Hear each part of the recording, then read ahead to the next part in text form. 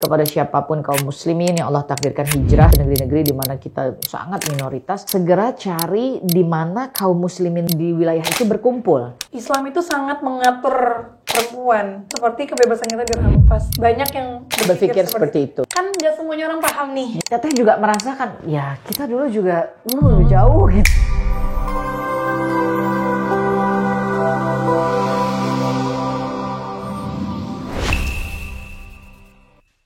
Sekarang tuh kan kita perang kata-kata nih sama orang-orang. Banyak yang bilang Islam itu sangat mengatur perempuan, apalagi dengan berpakaian yang harus tertutup apa segala macam, seperti kebebasan kita dirampas gitu kan.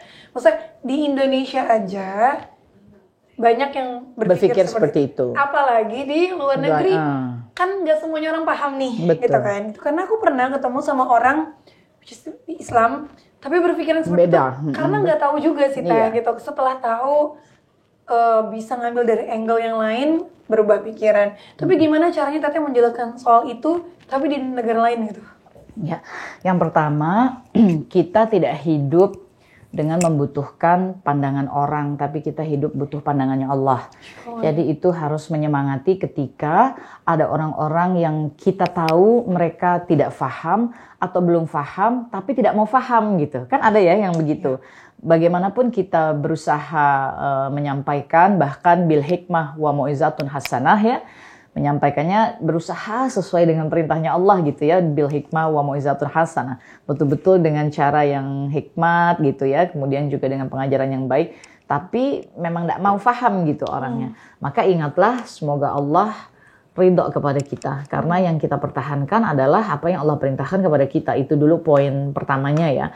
Bagi kita ini Cien yang berjuang dan berikhtiar ingin menjalankan perintah Allah dan menjauhi larangan Allah saja, seperti Cien bilang tadi, kita kan tempatnya lemah. Ya, kulu bani Adam khotoun, ya kan kita memang tempatnya salah kan, tempatnya dosa, tempatnya lemah. Sebaik-baiknya orang yang berdosa adalah yang senantiasa bertaubat. Makanya pintu taubat itu Allah nggak pernah tutup. Dan Allah bilang la taqnatu min rahmatillah, jangan pernah putus asa kepada rahmatku, semuanya dosa diampuni. Ya, jadi memang prinsipnya harus itu dulu, karena seperti Teteh, Syekh gitu ya, kami hidup di dunia barat menjadi minoritasnya betul-betul minoritas ya, cuman hampir 2% saja gitu, akan selalu gitu ya, bahkan memang akan selalu berhadapan dengan yang nggak mau tahu. Bayangkan kalau itu terus-menerus memakan hati dan energi, maka habislah gitu ya kekuatan untuk menyampaikan agama Allah ini, karena kemakan sendiri kan perasaannya. Nah, poin 2-nya adalah untuk menguatkan hati. Kalau Allah memang sudah berikan rumah tangga, maka rumah tangga ini memang harus jadi basis-basis kekuatan kaum muslimin. Jadi suami itu harus paham fungsinya, karena pada fungsi yang diperintahkan Allah atas suami, di sana kan ada menasehati istri, mendidik, bersabar, berkasih sayang. Karena semua wanita ya memang dasarnya diciptakan dengan hati yang lembut gitu. Nah, seorang istri juga harus tahu fungsinya, bahwa dia memang sumber ketentraman gitu. Maka Nabi Adam alaihissalam ditempatkan di surganya Allah Ta'ala, tapi Allah masih ciptakan Umi Hawa kan gitu, Adam dan Hawa, anaknya gitu ya. Karena memang ya sumber ketentraman itu Allah tempatkan kepada sosok wanita untuk laki-laki. Nah, ketika keduanya memahami tentu dengan ilmu agama Allah yang mengikut kepada Quran dan Sunnah, rumah tangga ini bisa menjadi betul-betul basis ya perjuangan kaum muslimin yang isinya di-lead oleh pasangan suami istri ini. Yang Teteh rasakan dan yang Syekh praktekkan, memang rumah tangga ini menjadi basis kekuatan perjuangan dakwah itu sendiri.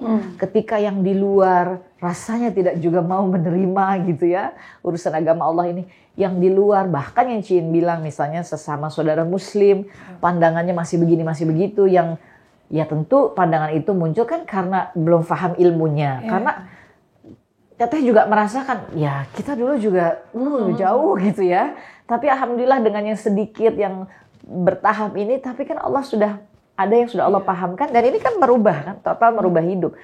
Nah, bagi mereka yang tidak mau tahu, tidak mau paham, belum mau paham, ya tentu belum tahu ilmunya. Nah, kita mesti sabar menyampaikan. Kita menyampaikan, mereka nggak mau dengar. Ya kita sampaikan saja terus.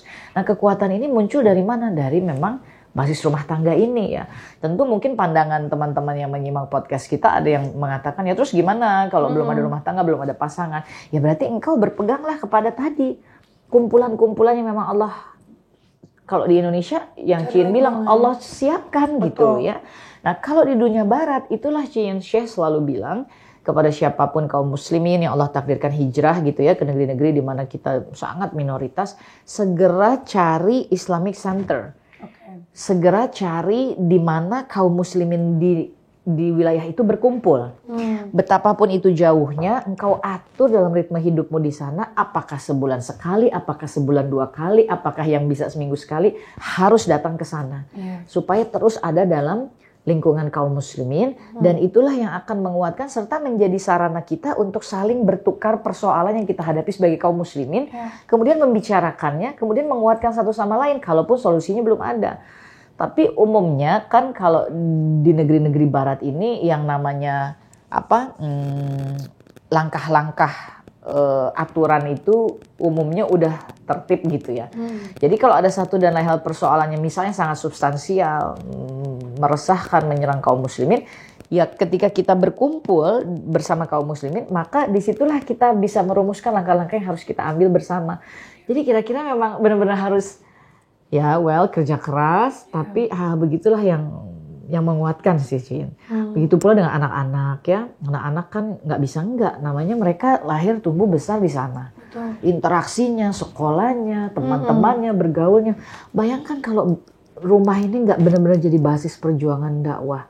Nggak jadi basis perjuangan Islam. Bayangkan kalau misalnya misalkan di luar mereka terkontaminasi omongan gaya kaum yang Western itu. Terus pulang ke rumah ketika mereka begitu, kita longgar aja gitu. Itu kan akan terbentuk. Ya, maka yang kecil-kecil gitu aja kita mesti perhatiin banget gitu. Dan mesti hour by hour ya, day by day, anak-anak semua itu memang betul-betul harus, ya itulah rumah tangga betul-betul jadi basis perjuangan dakwah ya, something like that. Mudah-mudahan ada manfaatnya. Benar ya. Semoga Allah tolong. Amin. Ya sama lah, alhamdulillah Cin dengan Abu Adam kan juga back to back ya kan, sama-sama gitu. Berjuang bareng-bareng, hijrahnya bareng-bareng, men-switch juga hidupnya, nggak warawiri lagi di sinetron misalnya ya. Itu kan berarti sama ada perubahan kan ya. Ya insya Allah lah, Allah akan tuntun lebih baik dan lebih baik lagi. Amin. Teh, terakhir ya, maksudnya gimana Teteh nyemangatin, karena kan ya hijrah itu mungkin aku nggak mau bilang mudah karena bagiku berat, tapi yang lebih berat lagi itu kan istiqomah ya Teh ya. Ya gitu, kita memutuskan untuk pakai hijab, alhamdulillah Allah tolong. Tapi kan iman itu kan naik fluktuatif ya gitu kan, kadang di atas, kadang di bawah gitu. Ada masanya itu futur, ada masanya itu lagi semangat banget ibadah gitu. Maksudnya tipsnya dari Teteh tuh, apalagi Teteh bisa survive untuk, semoga Allah tolong selalu survive di negara yang minoritas nih Islamnya gitu. Insyaallah. Itu gimana untuk tetap kayak bismillah nih bisa istiqomah. Menurut aku istiqomah berat banget. Iya. Soal iman yang naik turun, memang Nabi SAW menyampaikan ya, al-imanu yazidu wa yanqus. Memang iman tuh naik dan turun. Yazidu bil ta'at wa yanqus bil maksiat. Jadi iman itu dia akan naik kalau kita juga perjuangannya tuh dalam koridor taat. Tapi iman itu dia akan futur, dia akan turun, bahkan bisa habis kalau kita bermudah-mudah dengan maksiat gitu. Nah kadang memaknai kata maksiat ini seringkali hanya untuk hal-hal atau dosa-dosa yang kita anggap besar. Padahal maksiat itu subhanallah ya, sederhana ya Cin, sederhana banget gitu. Misalnya gini, astagfirullah, semoga Allah mengampuni lisan kita ini. Kan suka nggak sadar ya, misal contoh gitu ya, mau naik pesawat misal, kemudian KTP-nya tertinggal, misalnya gitu ya. Padahal diminta KTP gitu. Tahu-tahu misalkan tim nih, kalau Teteh kan selalu sama tim. Tiba-tiba tim bilang, Teh, waktu itu SIM Teteh ada di aku. Bisa kan pakai SIM. Lisan ini nggak sadar tuh bilang, untung SIM-nya ada di kamu. Astagfirullahaladzim. Sudah bermaksiat kita kepada Allah ya. Yang mesti kita ucapkan adalah alhamdulillahirabbil alamin, takdir Allah engkau masih pegang SIM-ku. Nah, kadang kan kita menganggap maksiat itu yang besar-besar ya. Padahal in daily life kita juga banyak bermaksiat kepada Allah. Nah ini Cin sebetulnya yang itu justru yang kemudian menggerus iman kita jadi turun dan futur. Jadi nggak selalu misalnya gini, aku kemarin abis marah besar jadi hari ini imanku futur misalnya. Nggak one time hit gitu, tapi karena memang in daily life kita ada maksiat-maksiat. Nah, maka Nabi SAW memerintahkan berjuang taat. Jadi nanti dosa-dosa harian, dosa-dosa yang kecil ini ada dalam surah Hud, astagfirullah. Ayat 100-an, astagfirullah ya Allah, hilang dari kepala, astagfirullah. Ya.